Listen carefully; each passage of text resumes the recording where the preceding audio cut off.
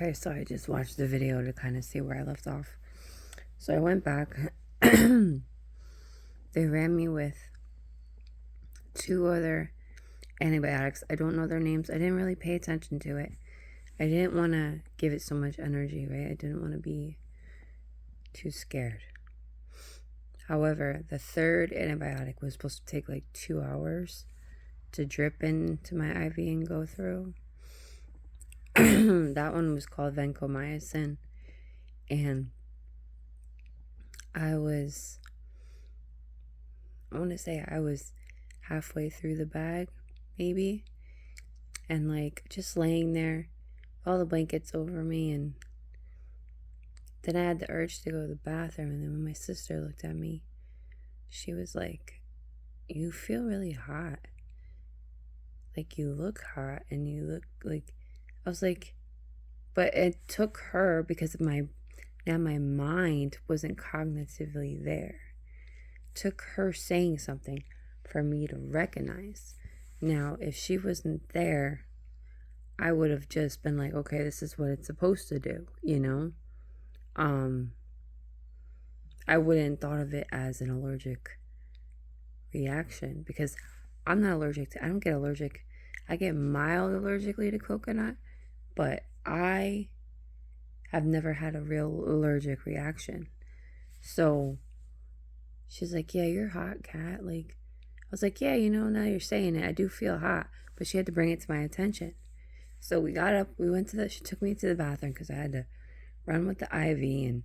And I'm in the bathroom and she's looking at me and she's like, everything right here where my hand is right here, all red.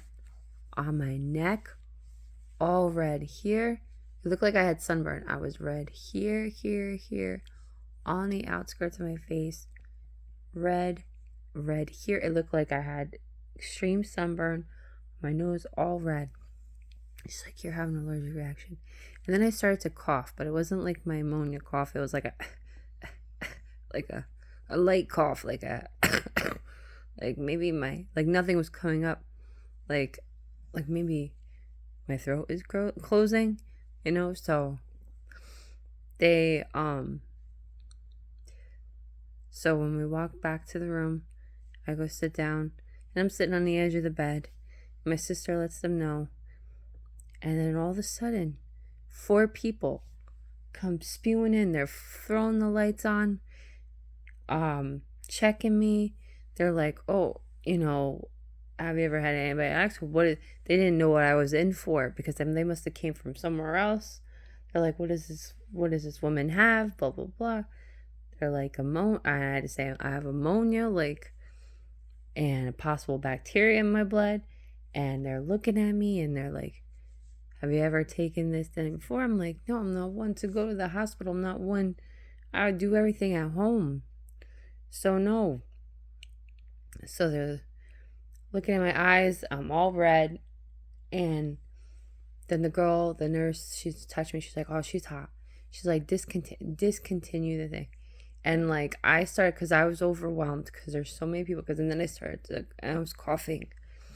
And I started just hysterical. They had to give me Benadryl. And I was like, I don't want Benadryl. Because my initials, like, I don't want to go to sleep. I think of Benadryl, I think of sleep. You know what I mean? They're like, no, you don't have a choice. You need to have Benadryl. Something is affecting your system. Benadryl is going to save you. So they discontinued the vancomycin.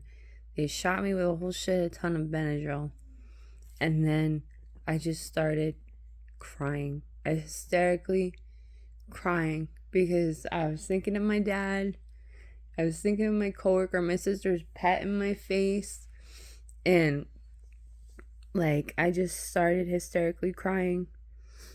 And there was an older gentleman that was trying to disconnect. He's like, I'm not gonna let anything happen to you.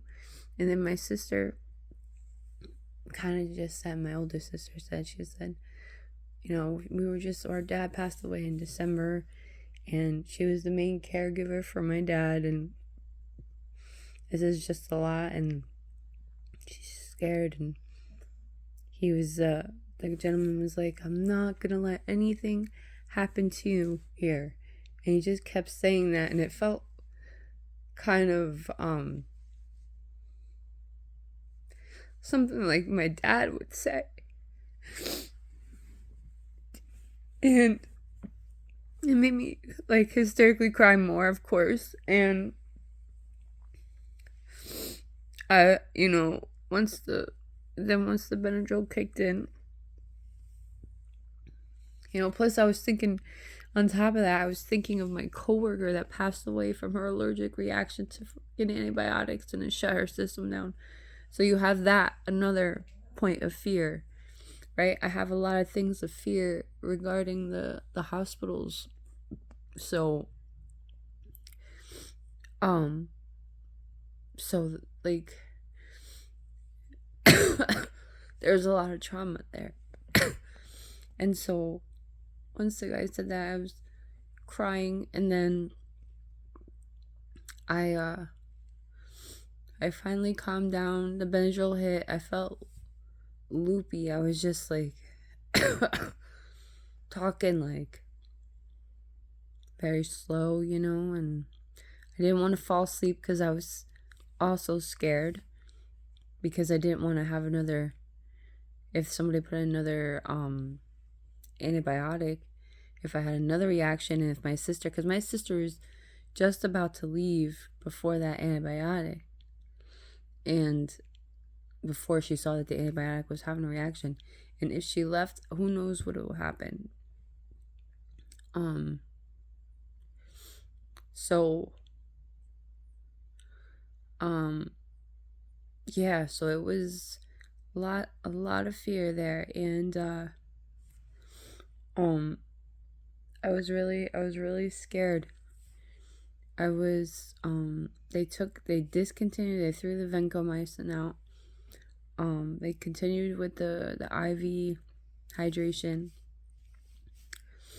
and then my sister left, and I was there by myself. I ended up staying in the ER because they didn't have rooms upstairs. I'm grateful to God for a male nurse. He kept an eye on me all night because he knew that I had a reaction. Like, my sister made sure, please, keep an eye on her if they do run another thing of antibiotics. And he's like, I will. And he really did. I mean, even though I fell asleep for a little bit while they were running the regular IV, as soon as he had to disconnect it and put the new antibiotic, I stayed awake because I was just like, let me be responsible. It's not that I'm not hoping something happens, or I'm not presuming something. I just want to be awake so I can be aware of my body. So once he put the new antibiotic in, I just laid there in the dark, kind of like listening to everybody talk, and how the hospitals are, and not really focusing on the antibiotic, just like focusing on my body, if I was feeling anything different. And then I'd see him peek in to check to see how I'm doing, and I'm like, I'm good, I'm all right, and he was very good. He got me a pillow. He was very nice. I am grateful for him as well. And then once I finished that antibiotic, got through it, I felt better. I felt more calm. Then he's like, all right, now you can go. He's like, go to sleep. Because he took the antibiotic. He's like, now you just have the regular IV. So then, yeah, I was able to fall asleep a little bit. Obviously it was broken sleep. I was in ER, so, I'm hearing all the stories. I mean, not all the stories. I'm hearing all the people come in. All the kids come in with issues and yada yada. I was trying not to let other people's pain affect me. And I realized that, I have a problem with that. So I feel like yesterday was like a, or Sunday into yesterday was like a symbol of something. Like, don't let other people's pain affect you. So I got through that antibiotic, and then the morning came and the guy had to take blood, and I was like, just so you know, it was a new nurse, and I was like, they had a hard time finding my veins. He ended up taking blood in my hand. He's like, I don't know what they're talking about. I have one right here. He got it. It was painful when he did it, but he had to do what he had to do. I know they needed the blood for the culture. Anyways, I'm going to wrap this video up because I say I got like 3 minutes, and just say that to get to the point, turns out the bacteria that they found in my blood was a negative. It was a false positive, and that I don't have bacteria in my blood. So basically everything that was done, all the antibiotics and precaution, didn't necessarily need to be done. However, I feel like this is God's way of saying it got all done because I still have ammonia, and who knows how bad the ammonia really was and how long it's going to take me to get over it. So I look at it like this. The ammonia was, fighting the ammonia with the antibiotics that they were giving me. And they were assuming that I had a bacteria of the blood. But it was all out of precaution, and I just feel like the universe, God, works in mysterious ways. And once I kept asking like a little kid yesterday, my nurse, like, when do I get to go home? I asked the house doctor. I'm gonna call him the house doctor because he's all over the place. I say, when do I get to go home? And they just keep me the same answer. So eventually I stopped asking, and then one doctor came in and said, again, the house doctor came in and said, listen, well, you might have to stay for 2 days. We gotta make sure the bacteria didn't get to your heart, blah, blah, blah. I'm like, all right. And he's like, did infectious disease come in yet? And I said, no. He's like, all right. And as soon as he left, infectious disease came in.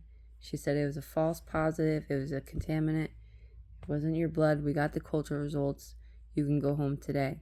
And when I tell you, I was so happy because I had to keep my mind off of things in the morning. I was having a little dance party of one, with my IVs, trying to step up and move around, and because they wanted to also hit me with a blood thinner because they think I'm laying in bed. And I'm like, no way. What do I look like? I'm 80 years old? I'm not laying in bed. Don't hit me with a blood thinner right now. I can get up and walk. So I did. I walked around my room and did a little dance, and I sat in my chair, and then I would walk to the bathroom by myself because I knew how to disconnect all the things because I'm so used to doing it from my dad. So, moral of the story is I have a lot of fear resulting in hospitals. I will never talk bad about the hospital again. I feel like it's everybody's personal experience, and I will try not to absorb others' experiences to cause more fear for myself. Thank you guys for watching.